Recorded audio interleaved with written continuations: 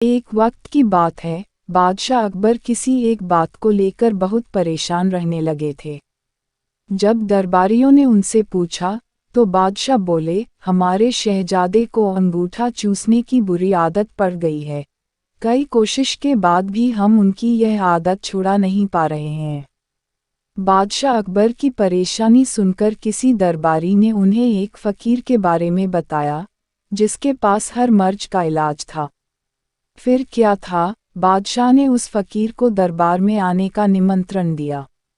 जब फ़कीर दरबार में आया, तो बादशाह अकबर ने उन्हें अपनी परेशानी के बारे में बताया। फ़कीर ने बादशाह की पूरी बात सुनकर परेशानी को दूर करने का वादा किया और 1 हफ्ते का समय मांगा।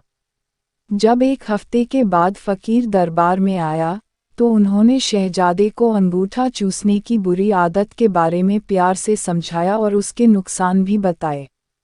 फ़कीर की बातों का शहजादे पर बहुत प्रभाव पड़ा और उसने अंगूठा न चूसने का वादा भी किया। सभी दरबारियों ने यह देखा, तो बादशाह से कहा, जब यह काम इतना आसान था, तो फ़कीर ने इतना समय क्यों लिया? आखिर उसने क्यों दरबार का और आपका समय खराब किया?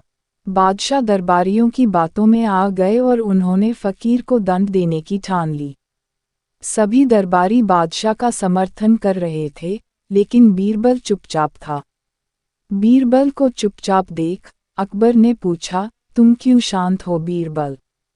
बीरबल ने कहा, जहाँपनाह गुस्ताखी माफ़ हो, लेकिन फ़कीर को सजा देने के स्थान पर उन्हें सम्मानित करना चाहिए और हमें उनसे सीखना चाहिए। तब बादशाह ने गुस्से में कहा, तुम हमारे फैसले के खिलाफ जा रहे हो। आखिर तुमने ऐसा सोच भी कैसे लिया? जवाब दो।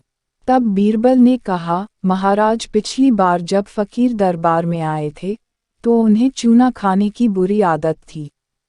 आपकी बातों को सुनकर उन्हें अपनी गलती का एहसास हुआ।